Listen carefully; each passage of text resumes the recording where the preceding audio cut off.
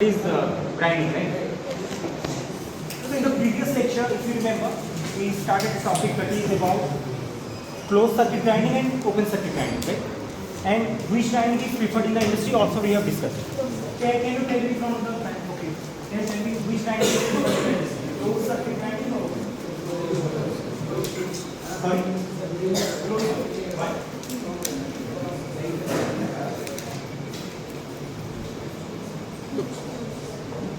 Okay, can you tell me closed or open circuit? Which one?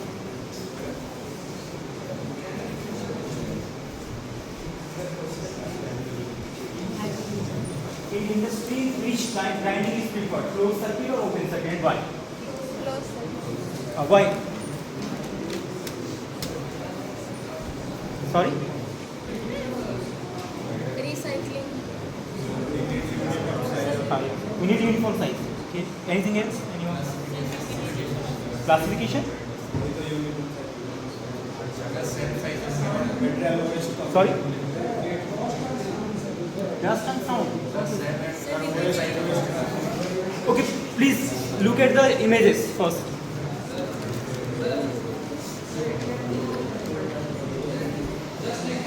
Achha, just tell me what is the difference between closed circuit and open circuit first. Classifier is used in One closed classifier circuit. will be there in the closed circuit, right? And what is the function of classifier?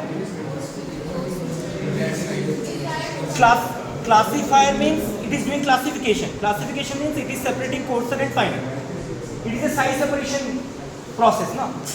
Like screening is a size separation process. You can screen coarser and finer, right? So classification is also a size separation process. You can separate coarser and finer size, okay? But classification is always preferred when we are doing grinding.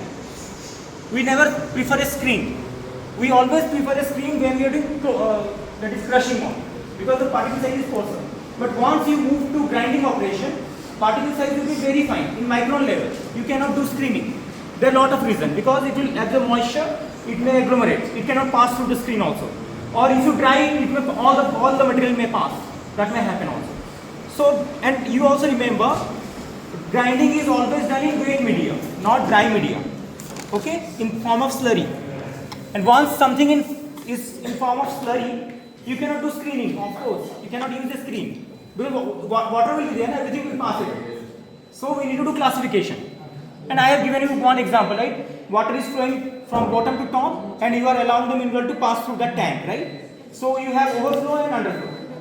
Overflow is lighter or smaller size, whatever. Right? Underflow is heavier or coarser, that may go down. Is it okay? So in industry, basically we prefer closed circuit. Why? For example, whatever we are discussing about mineral processing, our important objective is to do release or liberation. Right? So you are, suppose you are working in a mineral processing industry, right? And you know that suppose I want 90% liberation by doing this grinding, for example. Is it okay? That's why we are doing grinding, right? More liberation we can do. So you know that I want to achieve 90% liberation. Your aim is fixed already. And you also correlate that one with particle size. So if you want 90% liberation, for example, if you achieve 40 micron, for example, then 90% liberation is done. Suppose you are achieving 100 micrometer size. That means 90% liberation is not done. Yeah. You understand my point? Suppose you are achieving 150 microns. That means 90% liberation is not achieved yet. You have to go to 40 microns or below 40 microns, for example. This is just an example I am giving. Suppose maybe 50 micron, you can achieve 90% liberation. So you decide liberation is 90% and particle size is this much, I want. But you are doing grinding now. But the moment you are doing grinding, you cannot have 40 microns in one go. You may have 100 microns, you may have 40 microns, or you may have below 40 microns. So the point is, you cannot send all this mixture of different size for next stage, like concentration process.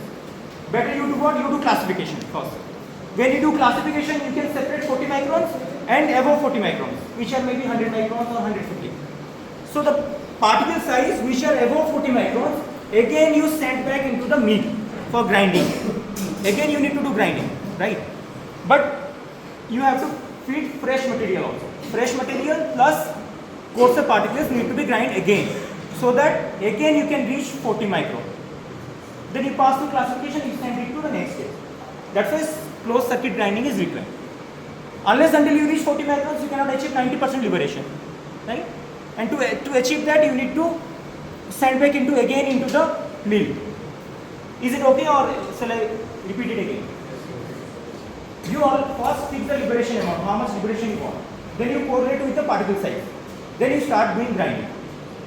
Then check whether you achieve that particular size or not. If you have not achieved that, you send it back to the grinding mill again, so that further grinding can be done. Is it okay? Fine. So we always prefer closed circuit grinding, never open one. Open circuit means you do grinding and send all the material to the next stage. But in this way, your efficiency will go down. Of course, your liberation will be not proper.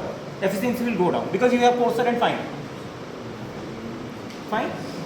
But you may say, sir, I will do grinding for a lot of time. I will increase the time of grinding. So what will happen then? Energy loss will be there, and the point is you may get ultra fine particles which are not desirable. Because finer will become more finer, but coarser will be not that much. So you are spending lot of energy, but you are generating lot of fines, which is not required. Because finer you go, you have to spend more amount of energy. You have to remember it in your law, right? If you want to create more surface area, you have to spend more energy. How more surface area will be created? If you reduce the particle size, finer the particle size, more surface area, that means more energy you need to spend more. So that's why closed circuit grinding is always needed. It's fine? Okay, fine. So today we discuss about tumbling mills. You can write few lines. There, tumbling means what exactly? Tumbling means you have a charged mixture and you are putting into a mill and you are rotating that mill. So that is called tumbling action. The material is going up and falling down. It is going up and falling down. That is called tumbling action. You feed the material into a cylindrical vessel and rotate it with a particular revolution per minute, RPM. So material will go up and fall down. So this is the tumbling action. So that's why those mills are called tumbling mills. Mostly mineral processing people, they use tumbling mills. So this kind of mills may be a ball mill, one example. Ball mill means they are using spherical balls. That is nothing but grinding media. Okay? They can use rods, long rods they can use. That is rod mill. So it depends upon what kind of grinding media you are going to use. That mill name is ball mill. If you are using the balls, if you are using rods, that is rod mill. If you are using pebbles, that is pebble mill, right? And there is a mill where we are using that mill is called autogenous mill. That is very interesting. Autogenous process or autogenous mill. Can you tell me? Just think of it. Why the name is autogenous? Automatic. Okay. But how it is automatic?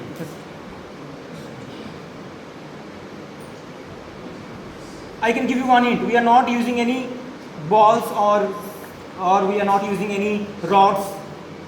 Balls means steel balls basically. We are using or pebbles. Pebbles means spherical shaped rocks.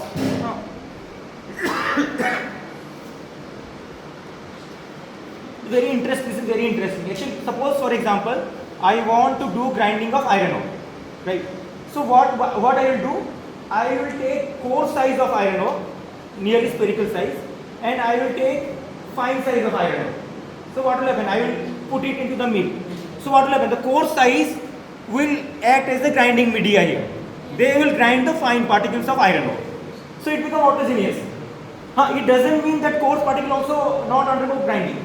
That will also undergo grinding.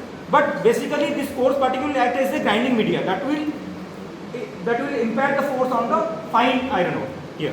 Automatic now, you do not have to use any kind of steel ball here or steel kind of cylinder here, right? Or rods or pebbles. Both are same material. The grinding media and the mineral are of same material. Suppose I want to grind copper ore. So I will take big size of copper ore and small size of copper ore. I put it into the mill and tumble it. So big size of copper ore will act as a medium, grinding medium. That will grind the fine particles of the copper. Is it fine? So it is very, that's why it is called autogenous mill. Okay. Anyways, let me draw a diagram.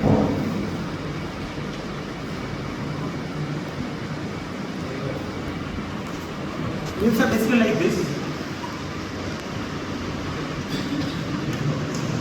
So suppose this is feed, this is discharge.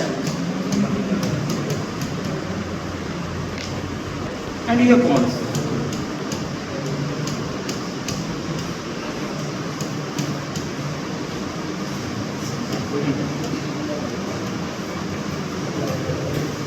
And this is getting rotated. So this is charge mix. What is charge mix? Charge mix is mineral plus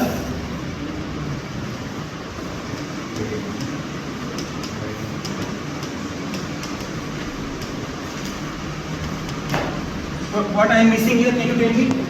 See, that fill in the blanks will be what? What will be this one? Charge mix, right? You are feeding the charge mix into the mill and you are rotating it, right? So one component is mineral, one component is the grinding media. What is it? Water, of course. Of course, without water you cannot do grind, right? So this is water. So charge mixture is nothing but mixture of water, mineral and the grinding media. And this grinding media are basically nothing but here I am considering balls or maybe rod.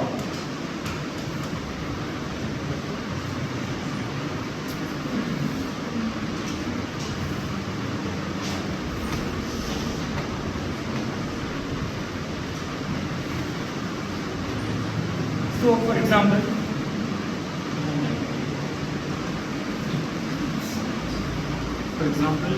you can draw this one.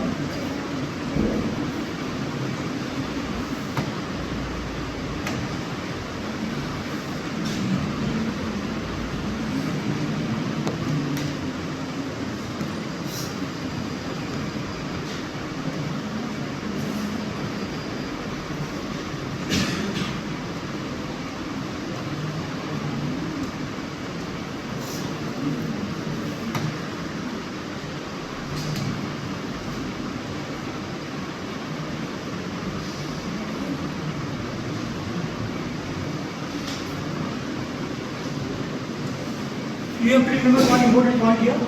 Grinding media size is always bigger than your mineral size. You want to do grinding, the mineral size will be finer, but the media size will be coarser. They're big. And can you tell me about density? Which one should have high density? The grinding media or the minerals? Huh? Grinding media, of course. High density means they can crush it. If you want a high impact force on a material, the material should have high density. It should be more denser.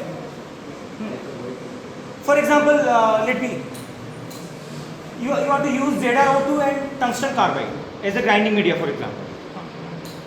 So, and you want to have finer size. Listen carefully. You have a common mineral. But I am giving ZrO2 one grinding media, and the grinding media I am choosing tungsten carbide. So in which case you think you have more finer size after grinding? Tungsten carbide, very good, because it has density of tungsten carbide is higher compared to ZrO2. So it depends, right? And an interesting point is, basically in industry we don't use these things, ZrO2 or tungsten carbide. We use steel balls or balls made up of cast iron, or maybe alloy steel balls like chromium steel balls or chromium molybdenum steel balls. Fine. Chromium steel balls or chromium molybdenum steel balls or cast irons. These things we basically use in the industry. Sometimes we can use also like alumina balls, maybe made up of aluminum, or these things basically alumina and all, because they are very hard. Okay, fine. Here you can see.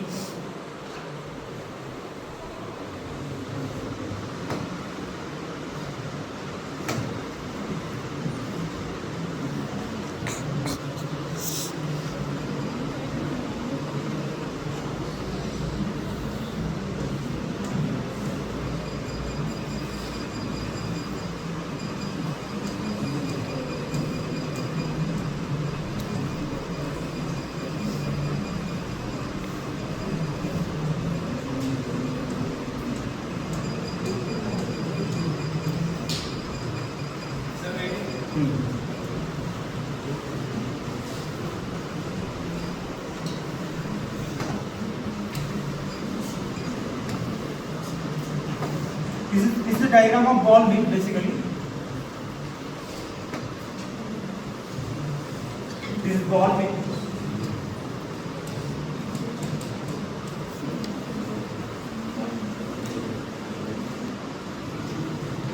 This is, for example, this is steel, and these balls are also nothing but steel. Steel ball. This is grinding media.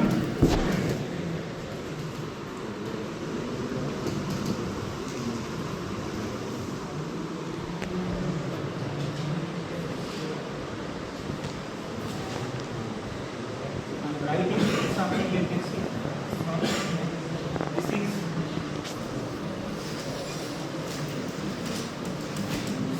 empty show. This one is red show, right? And this one is called impact show, or completely bottom part is called toe.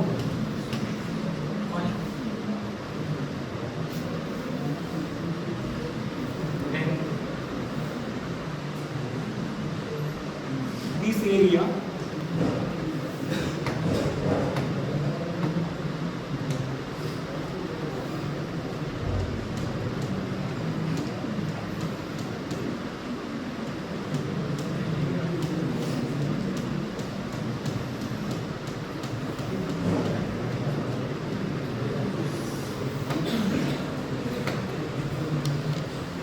can you tell me what about this area? Anybody remember? In the previous lecture I told you what is happening there.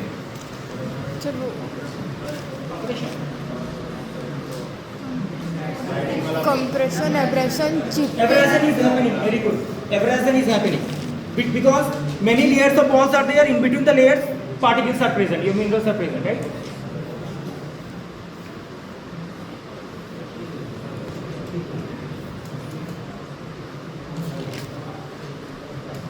So abrasion is happening here. Actually balls and minerals are moving up and falling down like this, right? So impact and compression is happening in between this, but here abrasion is happening.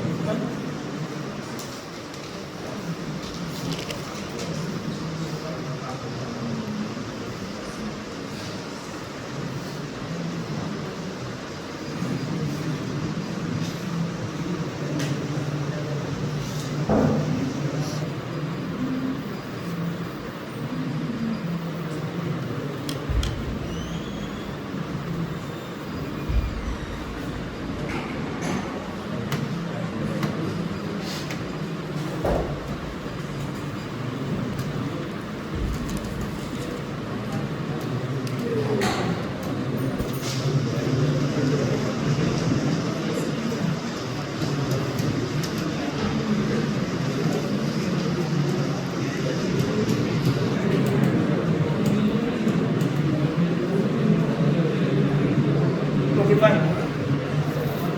So in this ball mill actually, three phenomena can happen, right? These three phenomena can happen in the ball mill. One is called cascading. You might get a question from this. Contracting, and last one is centrifuge. So what is this and what is this and these three, what are these, right? So cascading means simply it is an abrasion process. It's an abrasion process. That means you are rotating the mill. Suppose you are rotating the mill like this, in this way, fine. So what will happen? The mineral will go up to certain distance and fall back. It will go up to certain distance and fall back in the same way, right? So that action is called cascading action. I'm again saying mineral and that means balls and the minerals is moving up and coming down like this, moving up and coming down like this, right? So that action is called cascading action. So this will happen if the mill speed is low. Condition is there, so if the mill speed is low, cascading will happen, right? And cascading happen means abrasion will happen between the mineral and the minerals. You can achieve very fine particles also. So by cascading mechanism, grinding is happening, that means. But condition should be what? The speed of the mill is slow. But suppose I will increase the speed further. I will increase the mill speed further. Right? What will happen? This will go up here, then fall down like this. Completely go up here and fall down like this. So more impact will be there on the particles. And that action is called cataracting. So if you want to have grinding in ball mill, you can have two actions, cascading action and cataracting action. Cascading action is they are going not to a larger height, but they are coming back in the same way and with the friction between the particles, right? But cataracting means they are going to the top, complete top, and falling down, like a projectile motion, you can say, right? So it is parabolic motion, you can say. They are going up here and like this, they are coming down, going up and so that means in cataracting the mechanism is impact mostly, and compression may be mostly impact. Okay. But now suppose I will increase the speed further, very high speed. So what will happen? What kind of force are acting? Okay, let me ask. Okay, can you tell me? Can you tell me? No, I am asking you. Okay, so I am rotating this mill. I am rotating the mill at a very high velocity. So what are the forces acting on the particles, on the grinding media and the minerals? Which force is acting? This is simple physics.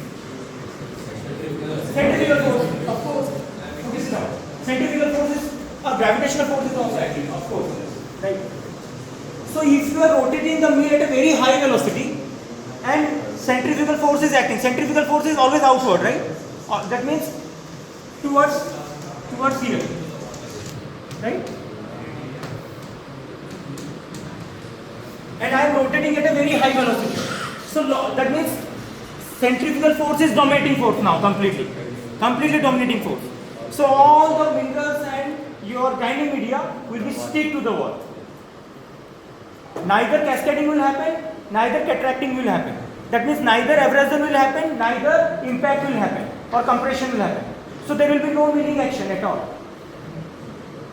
Whatever you have fed it, there will be no change in the particle size. Because cascading is not happening, cataracting is not happening. Or in other words, I can say abrasion is not happening, or impact force is not happening, right? Because all the particles and all the media is stick to the wall. Because you are rotating at a very high velocity. So so in the next class we'll discuss about there is a velocity called critical velocity of the ball mill. You need to achieve critical velocity. The velocity should not be higher than critical velocity. If the velocity is above critical velocity, centrifuging will always occur. And there will be no grinding at all. You understand my point? Because higher is the velocity, higher is the centrifugal force. And there will be no cataracting action, no cascading action. Only centrifuging will be happening. Right? You can write in the exam, you might get a question from this. What is cataracting, cascading and centrifuging? And what is critical velocity? We'll derive the equation in the coming lecture. Right? So yeah, he told one good point. When I am rotating the mill, actually not only centrifugal force is acting, gravitational force is also acting. That's why particles are moving up and coming down. So two forces are acting here. One is gravitational force from the top to downward, and one is centrifugal force, which is outward direction, right? And which one is dominating? That will depend your centrifuging or cataracting actually. So mostly we need cataracting and cascading in the ball mill for grinding action.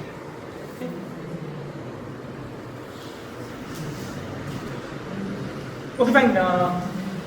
There is a grinding also called differential grinding. Very good concept. Grinding is differential grinding. So can you think of it what it may be? Just think of it. Grinding name is differential. No, I have not asked about any mathematics here. Differential grinding. Differential grinding means, for example, let me give an example, then you will understand. Suppose I want to grind coal.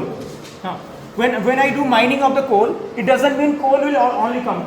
With coal, some rocks will also come, right? You feed the coal and rock mixture into the mill, for example. So what will happen? Which one is harder? Rocks are very hard, but these coal are fragile. It is brittle and soft, right? So what will happen? When you start doing milling, the coal will completely become powder with short time. But these rocks are very hard. It will take more time. So after some time you will be having fine cones and big size rocks. So that's why it is called differential grinding. Grinding is happening in a differential way. Someone is grinded more, someone is grinded less. That means you should not go for a lot of grinding, otherwise coal will completely become ultra fine, which you don't want actually.